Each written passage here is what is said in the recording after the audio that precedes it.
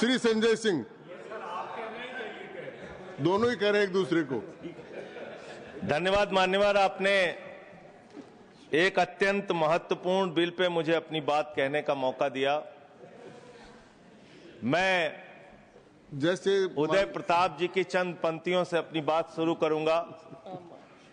न मेरा है न तेरा है, ये हिंदुस्तान सबका है, नहीं समझी गई ये बात तो नुकसान सबका है। न तेरा है न मेरा है, ये हिंदुस्तान सबका है, नहीं समझी गई ये बात तो नुकसान सबका है। जो आकर मिल गई इसमें वो दिखलाई नहीं देती, जो नदियां मिल गई इसमें वो दिखलाई नहीं देती, महासागर बनाने में मगर एहसान सबका है। महासागर बनाने में मगर एहसान सबका है। मान्यवर, हम लोग बचपन से एक शब्द सुनते आए, सरकार माई बाप। सरकार माई बाप यानी कि जो सरकार होती है वो लोगों की माई बाप होती है, मां की तरह ख्याल रखती है, पिता की तरह ख्याल रखती है। लेकिन अगर कोई सरकार अपने बच्चों को उसका गला घोटने पे उतारू हो जाए तो वो फिर सरकार निष्पक्ष सरकार नहीं है, नहीं है मान्यवर। वो सौतेली मां है, वो सौतेली मां है, उसका व्यवहार सौतेला है। और आज आप जो काम कर रहे हैं इस बिल के माध्यम से, आप बाबा साहब डॉक्टर भीमराव अंबेडकर जी के द्वारा लिखे गए संविधान की हत्या कर रहे हैं। और ये बात मैं इसलिए कह रहा हूं कि बाबा साहब डॉक्टर भीमराव अंबेडकर जी ने संविधान की धारा 26 में लिखा, धार्मिक मामलों के प्रबंधन की स्वतंत्रता, धार्मिक एवं धर्मार्थ उद्देश्यों के लिए संस्थाओं की स्थापना एवं रखरखाव करना, धर्म के मामलों में अपने स्वयं के मामलों का प्रबंधन करना, चल एवं अचल संपत्ति का स्वामित्व एवं अधिग्रहण करना तथा ऐसी संपत्ति का कानून के अनुसार प्रशासन करना। यह अधिकार आपने नहीं दिया, यह अधिकार किसी भारतीय जनता पार्टी के लोगों ने नहीं दिया। यह अधिकार बाबा साहब डॉक्टर भीमराव अंबेडकर जी के द्वारा लिखे गए भारत के संविधान ने दिया मान्यवर। और आप उस संवैधानिक अधिकार को छीन रहे हैं एक गैर संवैधानिक बिल लाके। क्या क्या लिखा इस कानून के अंदर आपने, किस तरीके से आपने इस संविधान की हत्या करने का काम किया। आप बड़ी बड़ी बातें कर रहे हैं। ये सरकार कह रही है कि ये कानून हम मुसलमानों के भले के लिए आ रहे हैं। जब मैं आपसे सुनता हूं तो मुझे लगता है कपिल शर्मा कॉमेडी सर्कस में बोल रहा है। आप मुसलमानों का भला कर रहे हैं, आप मुसलमानों का भला कर रहे हैं। दोनों सदन में एक भी सदस्य, दोनों सदन में सिर्फ एक सदस्य गुलाम अली को छोड़ के एक भी सदस्य आपका मुसलमान नहीं है। आप मुसलमानों का भला कर रहे हैं, आप मुसलमानों का भला कर रहे हैं। पूरी सरकार में एक मंत्री आपका मुसलमान नहीं है, आप मुसलमानों का भला कर रहे हैं।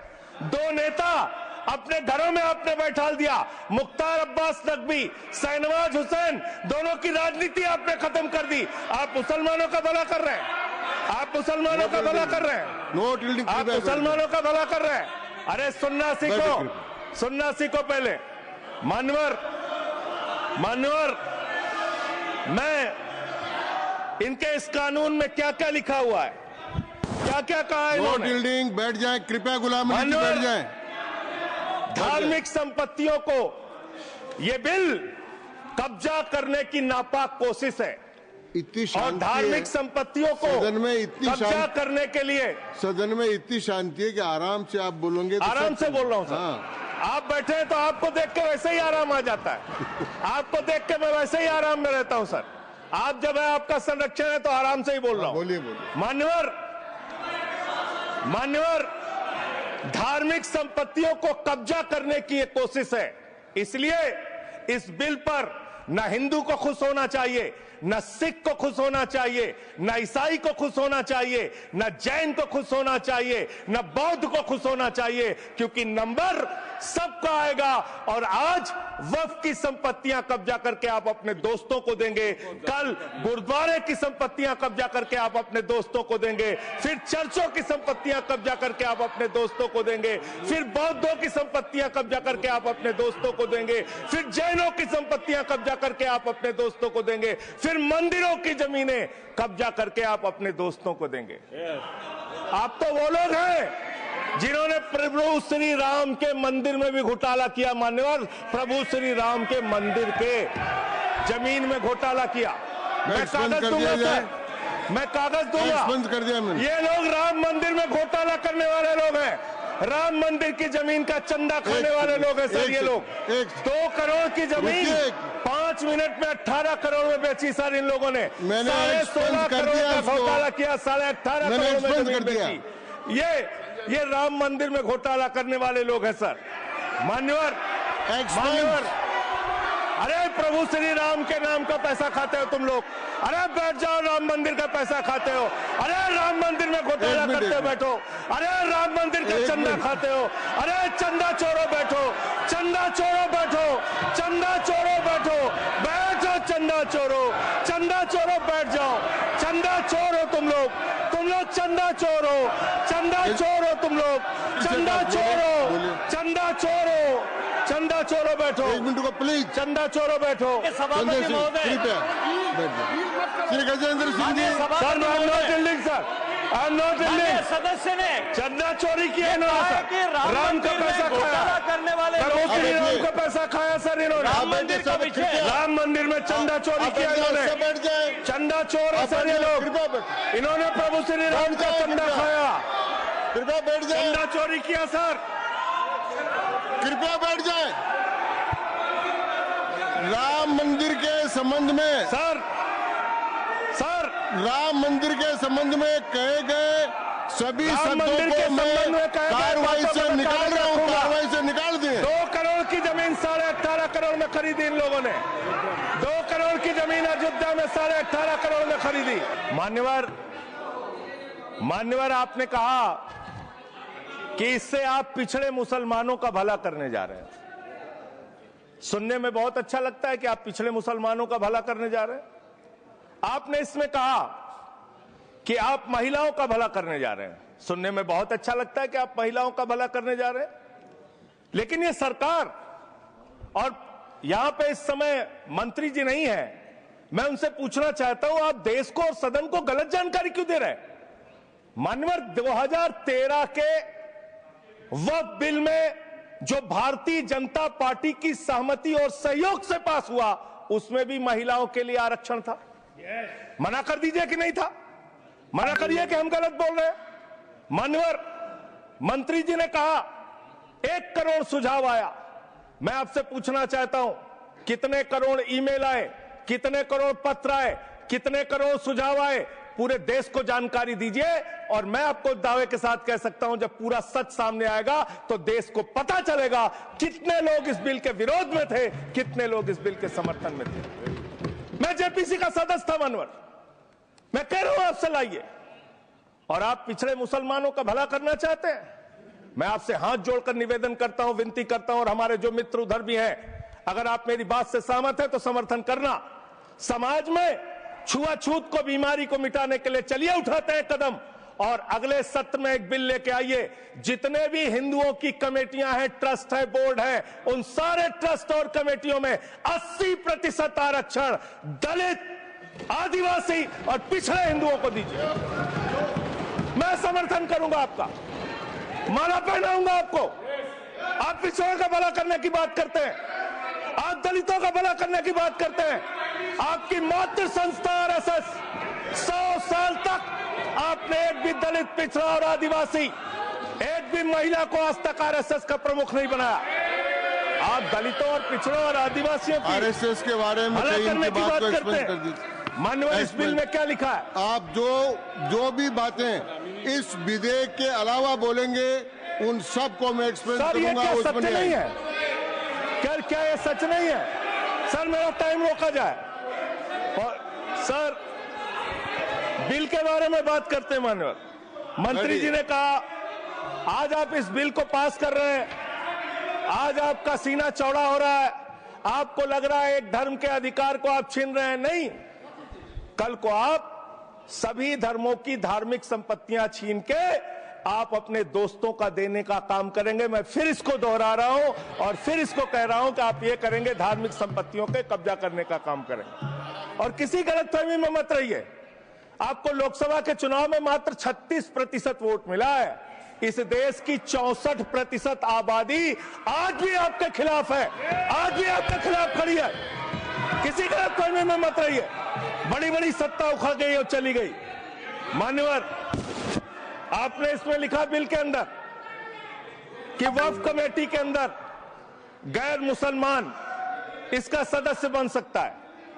आप क्या गुरुद्वारा कमेटी के अंदर गैर सिख को मेंबर बना सकते हैं?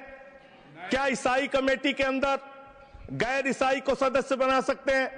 क्या बौद्धों की कमेटी के अंदर गैर बौद्ध को, क्या जैनों की कमेटी के अंदर गैर जैन को आप मेंबर बना सकते हैं? और इतना ही नहीं, क्या आप हिंदुओं के ट्रस्ट में, मंदिर के ट्रस्ट में आप क्या गैर हिंदू को मेंबर बना सकते हैं? नहीं बना सकते, नहीं बना सकते। आप एक झूठ फैला रहे हैं देश भर में, देश भर में झूठ फैला रहे हैं। आप कह रहे हैं, ये मैं पढ़ रहा हूं राम मंदिर का, सर, राम मंदिर ट्रस्ट। झूठ शब्द असंसदीय है, जो असंसदीय शब्द उनको निकाल दीजिए। सत्य से परे, सत्य से परे। सर, ये प्रभु श्री राम के मंदिर का ट्रस्ट, मैं इसका समर्थन करता हूं। नहीं, आप सर, मैं इसका समर्थन कर रहा हूं। ये सब्जेक्ट नहीं है सर, समर्थन कर रहा हूं। सुन तो लीजिए, आप कहे से नहीं सुनूंगा।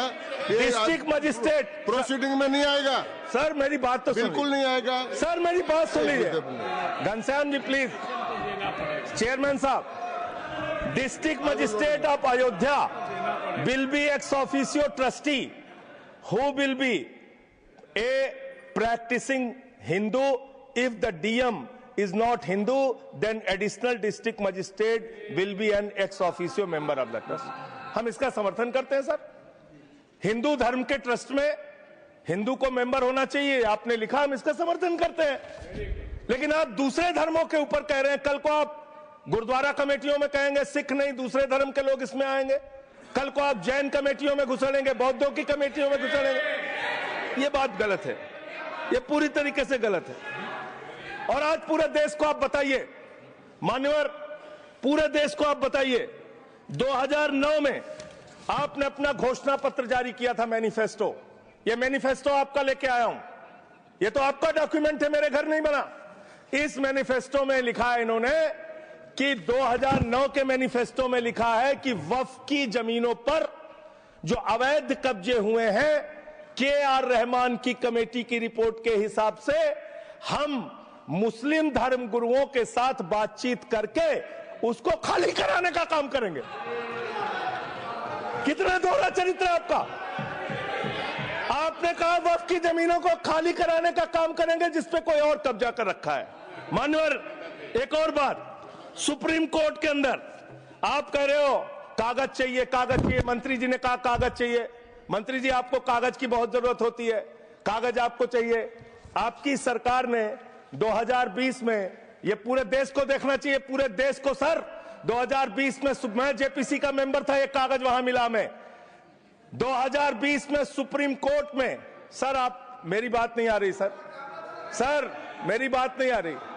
2020 में मान्यवर, इस भारत की सरकार ने, मोदी जी की सरकार ने शपथ पत्र दिया सुप्रीम कोर्ट में। से क्या लिखा हुआ है?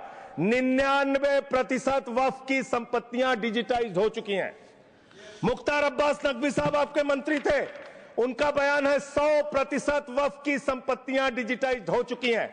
तो जब आप सारी संपत्तियां डिजिटाइज कर चुके हैं, सब कुछ ऑनलाइन कर चुके हैं वामसी पोर्टल में, सारे कागजात जांच चुके हैं, तो क्या आप फसाद कराने के लिए फिर से कागज मांग रहे हैं? फसाद कराने के लिए, आप फसाद कराने के लिए कागज मांग रहे हैं। आप फसाद कराने वाले हिंदू हैं, हम सौहार्द फैलाने वाले हिंदू हैं। यह बुनियादी फर्क है, यह बुनियादी फर्क है आप में। आप देश भर में फसाद, नफरत, लड़ाई, झगड़ा कराने का काम करते हैं।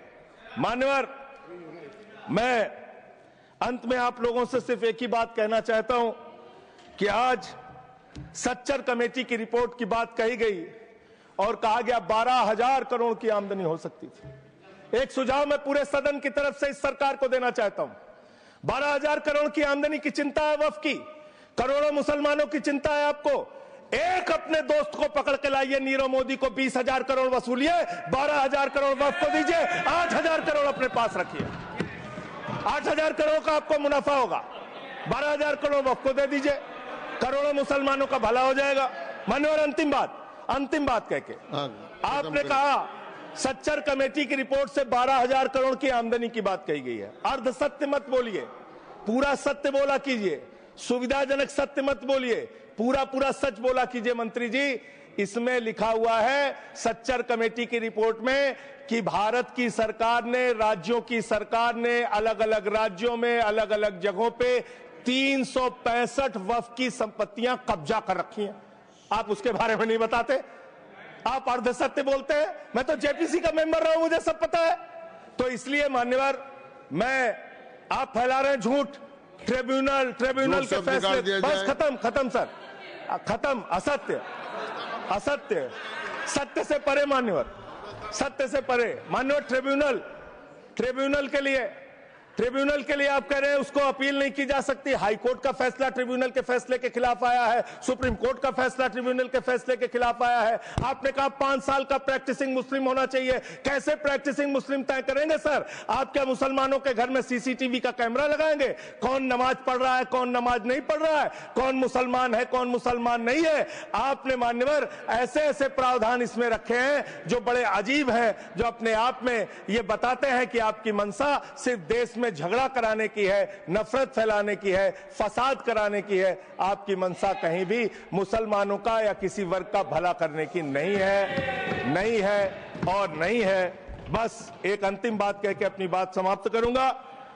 ये काम आपने देश के अंदर बहुत अच्छा शुरू कर दिया। आप एक काम करते हैं, देखो मुसलमानों को ठीक कर रहा हूं, दूसरी तरफ महंगाई बढ़ रही है, नुकसान हिंदुओं का। 94 लाख करोड़ रुपए शेयर बाजार में डूब रहा है, नुकसान हिंदुओं का। 11 लाख बच्चे स्कूलों से बाहर निकल गए, नुकसान हिंदुओं का। तो मुसलमानों को ठीक करने के नाम पर आप नुकसान देश के करोड़ों हिंदुओं का भी कर रहे हैं। इसलिए ये सब बातें करके देश में आप नफरत फैला के ये सब झगड़े फसाद के काम मत कीजिए। और अंत में आपसे एक ही बात कहना चाहता हूं, अभी भी वो मौका है इस बिल को जो गैर संवैधानिक है, जो बाबा साहब के संविधान के खिलाफ है, इसको वापस लीजिए। धन्यवाद।